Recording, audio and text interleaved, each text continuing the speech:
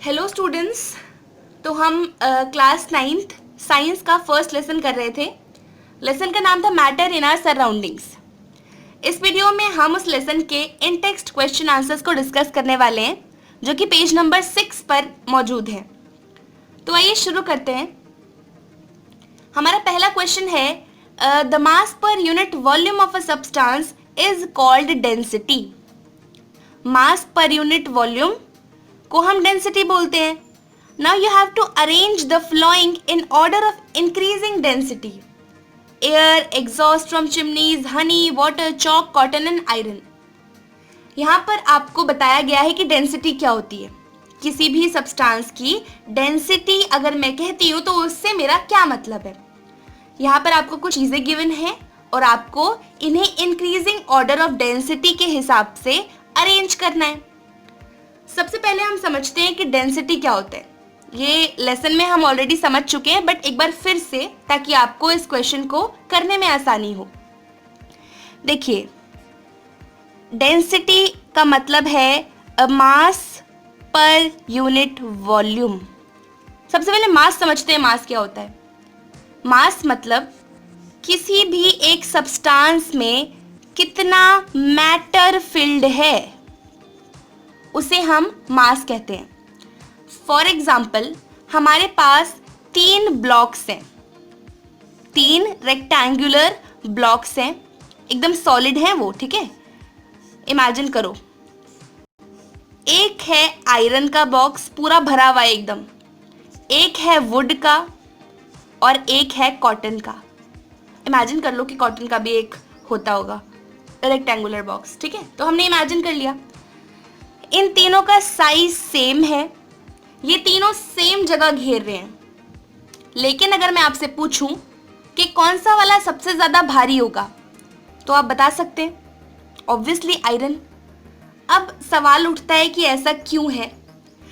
तीनों सेम जगह घेर रहे हैं तो, और तीनों का साइज भी सेम है, तो फिर इनके जो वेट है उसमें डिफरेंस क्यों? आयरन वाला ज़्यादा भारी क्यों है?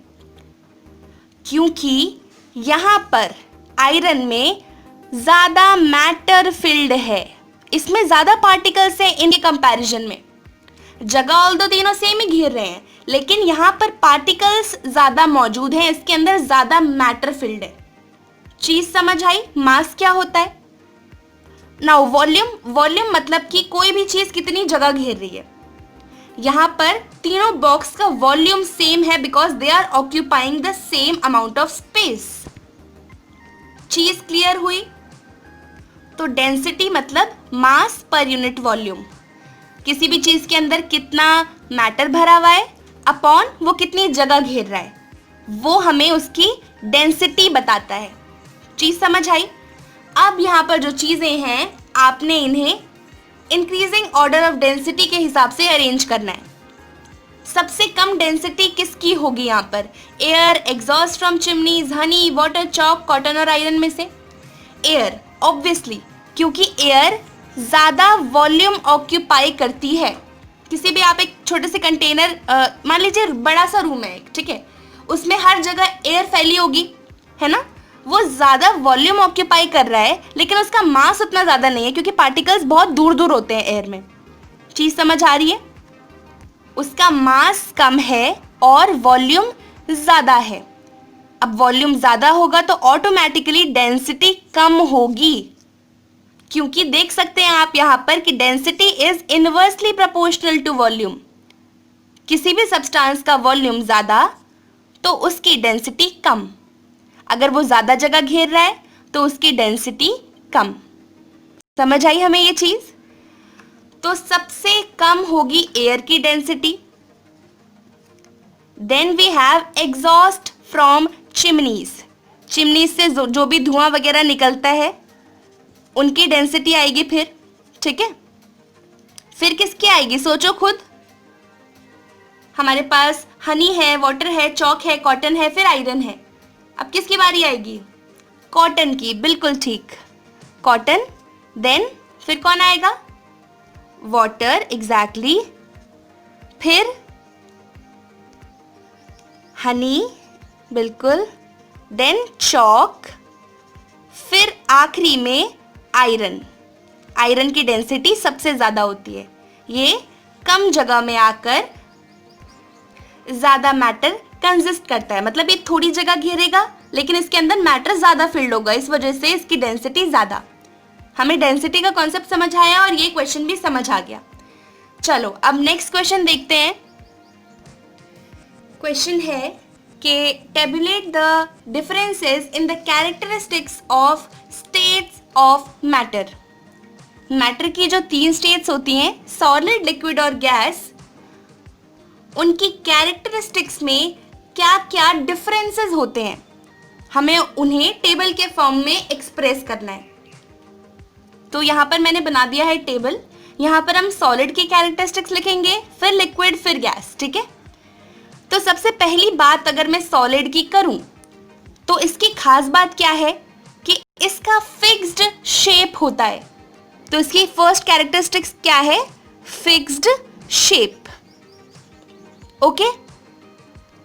लेकिन लिक्विड्स का कोई फिक्स्ड शेप नहीं होता, तो मैं यहाँ पर लिखूंगी नो फिक्स्ड शेप, क्योंकि जिस भी कंटेनर में इन्हें रखा जाता है ये उसी कंटेनर की शेप ले लेते हैं, ठीक है।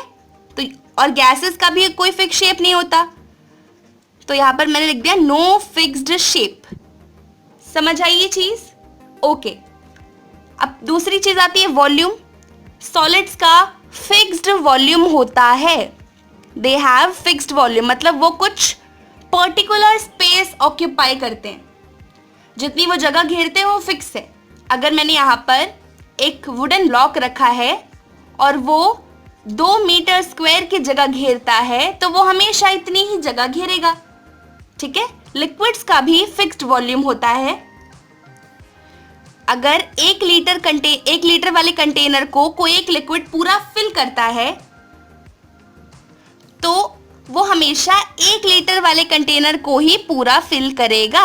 मतलब ऐसा नहीं है कि वो रखे 1 लीटर से 2 लीटर हो जाएगा, वो ज्यादा जगह घेरने लग जाएगा, नहीं, इनका फिक्स्ड वॉल्यूम होता है। लेकिन गैस के साथ ऐसा नहीं है, इसका कोई फिक्स्ड वॉल्यूम नहीं होता, ये जितना चाहे उतना स्पेस ऑक्यूपाई कर सकता है।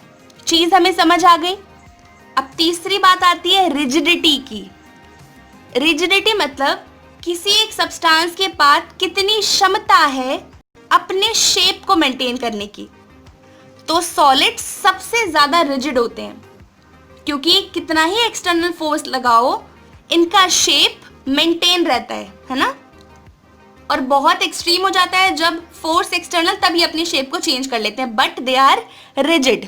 तो यहां पर लिखेंगे हम के they are rigid and they can not flow, they can not flow, है ना। सॉलिड्स फ्लो नहीं कर सकते and they are rigid. Liquid के केस में नहीं होगा ऐसा, दे आर नॉट रिजिड, तो यहां पर लिखेंगे हम not rigid and they can flow.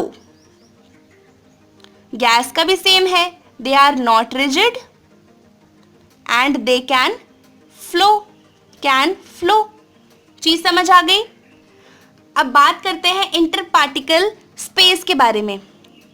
आप जानते हैं कि सॉलिड्स में इंटर पार्टिकुलर जो स्पेस होता है वो बहुत बहुत कम होता है, एकदम नेग्लिजिबल इंटर पार्टिकुलर स्पेस होता है।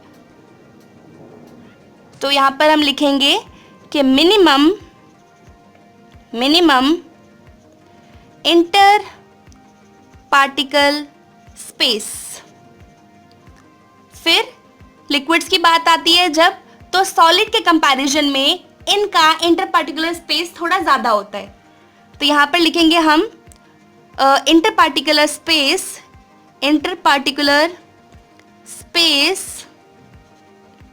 इज मोर देन सॉलिड्स, ठीक है। और यहाँ पर हाईएस्ट इंटर पार्टिकुलर स्पेस होता है, मोस्ट इंटर पार्टिकुलर स्पेस, ठीक है।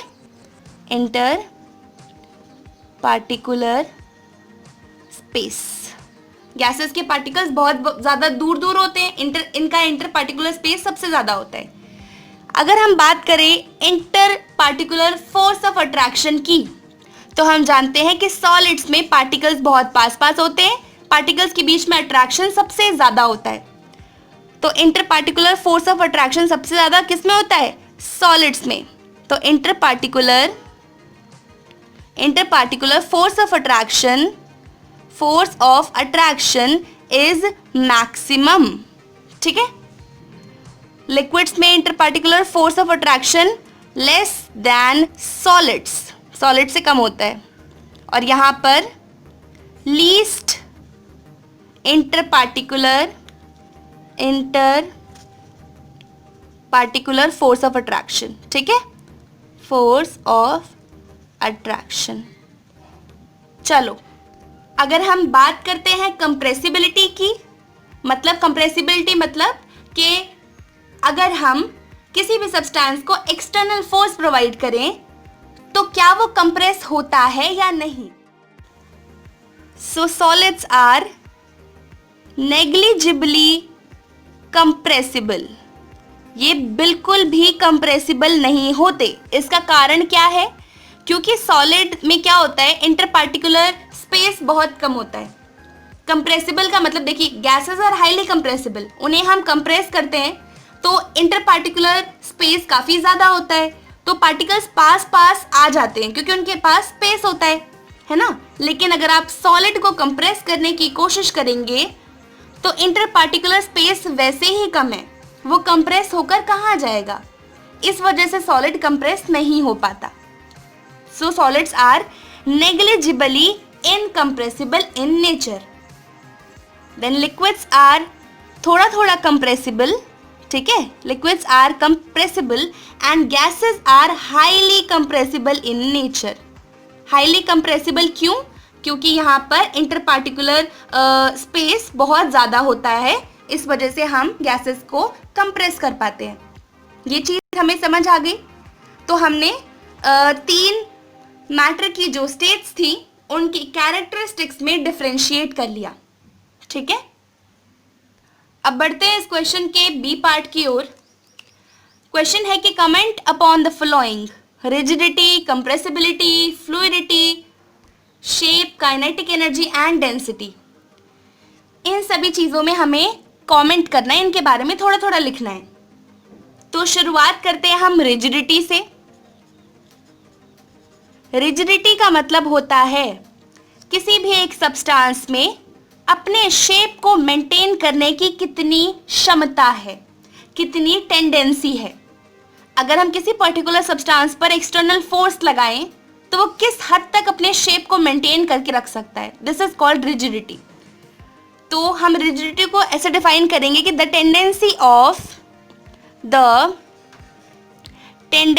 Of any substance to maintain their shape when subjected to external force.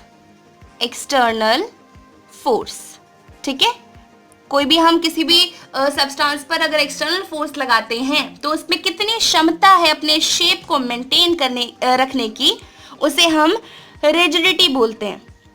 अगली टर्म है compressibility. Compressibility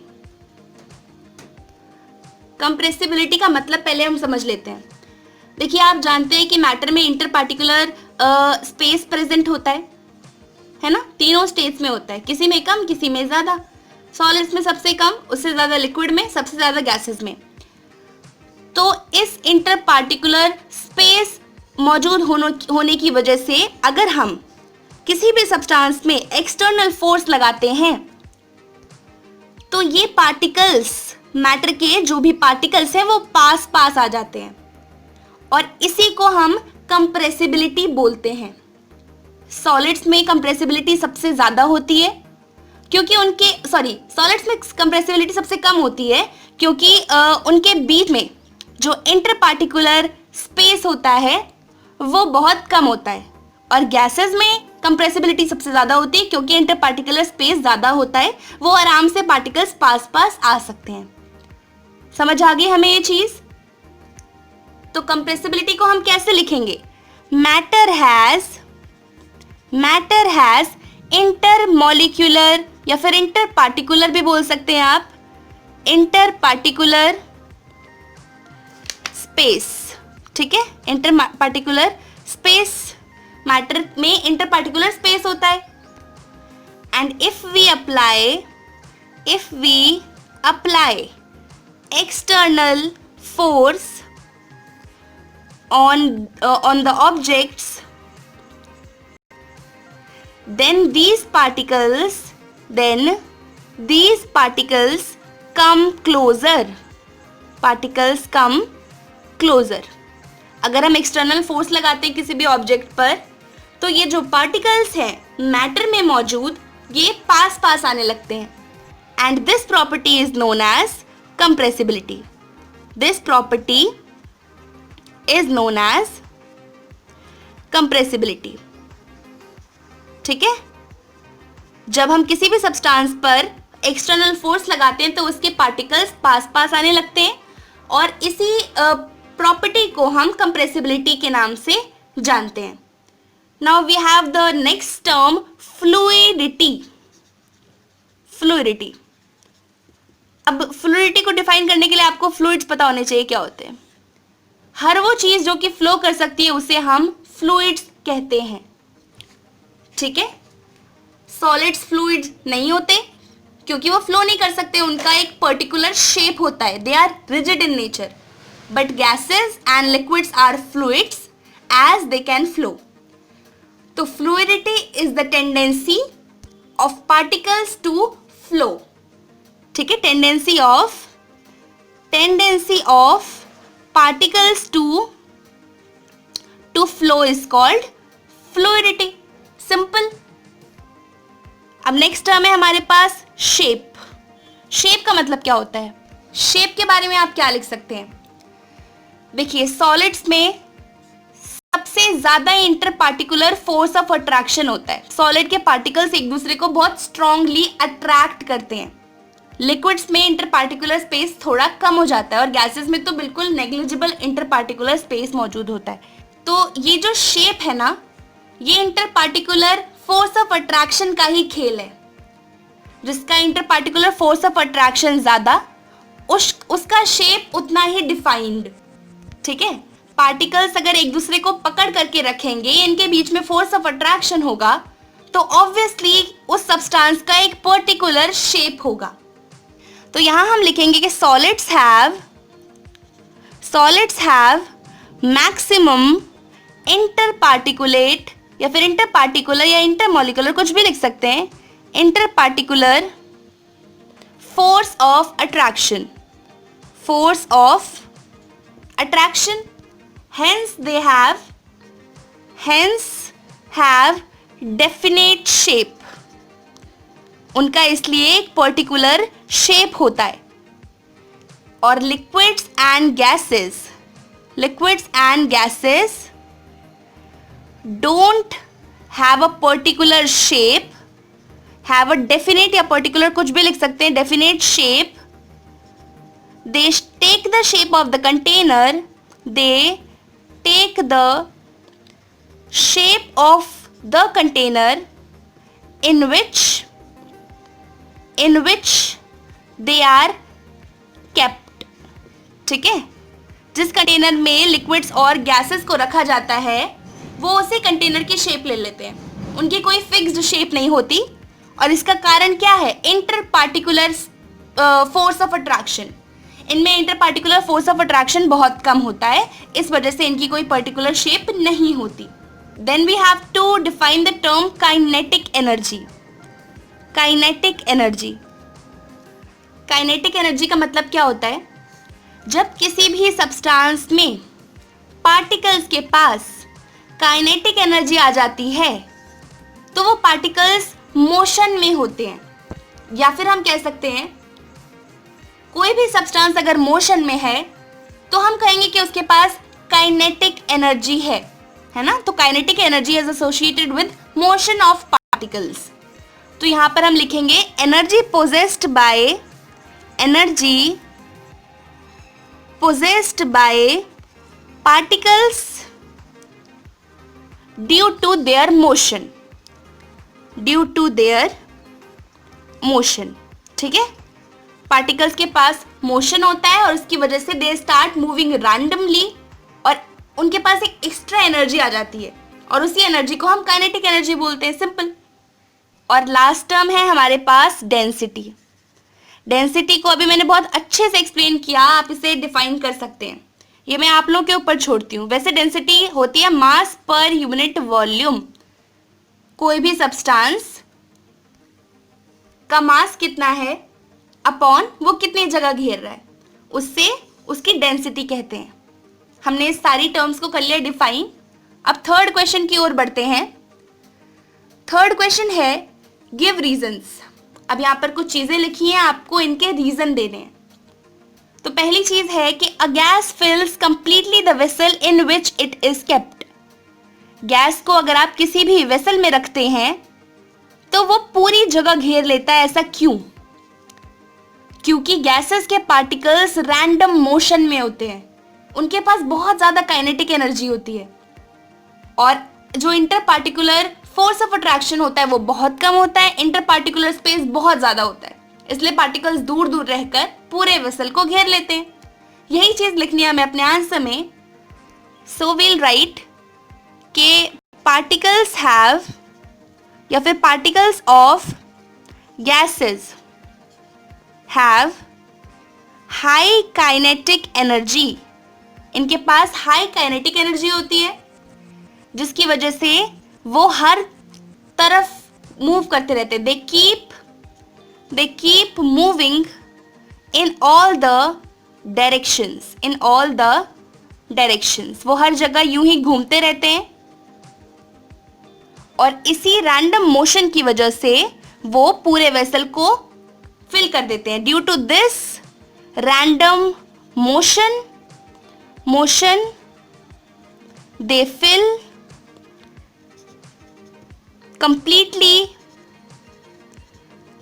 the vessel in which they are kept। ठीक है, चीज समझ आ गई हमें? ओके, अब हम अपने नेक्स्ट पार्ट की तरफ बढ़ते हैं। क्वेश्चन है a gas exerts pressure on the walls of the container। किसी भी एक कंटेनर में अगर गैस मौजूद है तो गैस के पार्टिकल्स इस कंटेनर की वॉल्स पर कुछ प्रेशर एक्सर्ट करते हैं। इसका रीजन क्या है? वही सेम रीजन है, पार्टिकल्स के पास ज्यादा काइनेटिक एनर्जी होती है, वो रैंडम मोशन में होते हैं। इसी रैंडम मोशन की वजह से वो बार बार वाइब्रेट करते करते कंटेनर की वॉल्स से टकराते हैं। thereby they exert pressure on the walls of the container। अब हम इसको कैसे लिखेंगे? हम लिखेंगे a gas exert pressure on the walls of the container because the particles of gas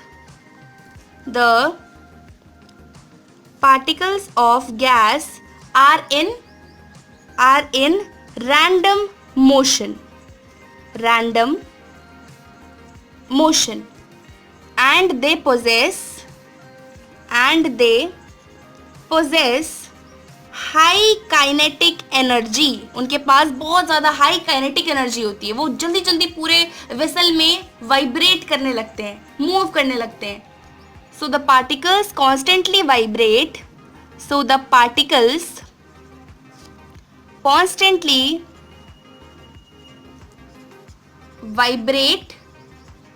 and hit on the walls of the container, thereby exert pressure on it।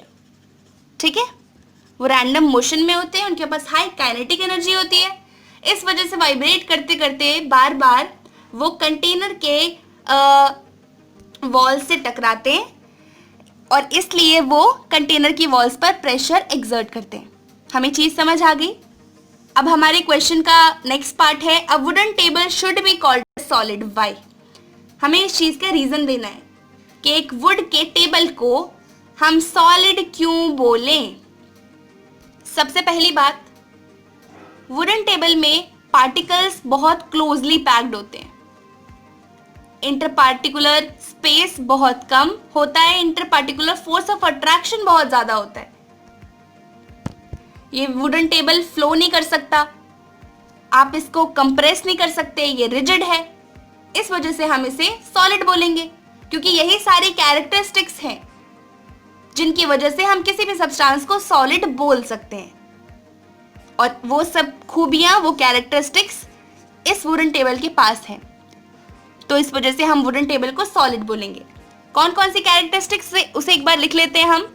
पहला कि particles are tightly packed in a wooden table, ठीक है, tightly packed. दूसरा, inter particular force of attraction is very high, force of attraction is very high, and interparticular spaces are very less, ठीक है। तीसरी चीज क्या है, ये सॉलिड टेबल फ्लो नहीं कर सकता, cannot flow, it is rigid, इस वजह से हम उसे सॉलिड बोलते हैं। और चौथी चीज क्या है, it cannot be compressed, it cannot be compressed. तो इन्हीं सब कैरेक्टरिस्टिक्स की वजह से हम एक वुडन टेबल को सॉलिड बोलते हैं। चीज हमें समझ आ गई। क्वेश्चन का नेक्स्ट पार्ट है, we can easily move our hand in air, but to do the same through a solid block of wood we need a karate expert. Why? देखो, आपने नोटिस किया होगा कि आप हवा में आराम से अपने हाथ को घुमा सकते हो, ऑल्दो वो भी एक मैटर है, लेकिन अगर एक ब्लॉक ऑफ वुड पे आपको मतलब हाथ घुमाने के लिए बोला जाए या फिर इसको तोड़ने के लिए बोला जाए, तो आपको इसके लिए एक कराटे एक्सपर्ट की जरूरत होती है। क्यों? ये भी एक मैटर है, एयर भी एक मैटर है। तो ऐसा क्यों होता है कि एयर में आप अपने हाथ को ऐसे घुमा सकते हैं आसानी से और सॉलिड में नहीं? इसका जवाब हमें लिखना है यहाँ पर। एयर में जो मॉलिक्यूल्स मौजूद हैं या जो पार्टिकल्स मौजूद हैं, इनके बीच में फोर्स ऑफ अट्रैक्शन बहुत कम होता है, लेकिन सॉलिड में पार्टिकल्स के बीच में फोर्स ऑफ अट्रैक्शन बहुत ज़्यादा। इस वजह से हम आराम से एयर में अपने हाथ घुमा सकते हैं, क्योंकि इनके बीच में जो फोर्स ऑफ अट्रैक्शन है उसे तोड़ने के लिए हमारे हाथ ही काफ़ी हैं। लेकिन यहाँ पर वुडन ब्लॉक के पार्टिकल्स में जो फोर्स ऑफ अट्रैक्शन है, इसे हम हाथों से नहीं तोड़ सकते आसानी से, बहुत ज़्यादा टाइटली बाउंड है ये। इसलिए हमें वुडन ब्लॉक को तोड़ने के लिए कराटे एक्सपर्ट की ज़रूरत होती है, और एयर में हम ऐसे ही अपने हाथों को घुमा सकते हैं। हमें चीज़ समझ आई? तो यही चीज़ हमें अपने आंसर में लिखनी है कि मॉलिक्यूल्स या फिर particles of air have less force of attraction,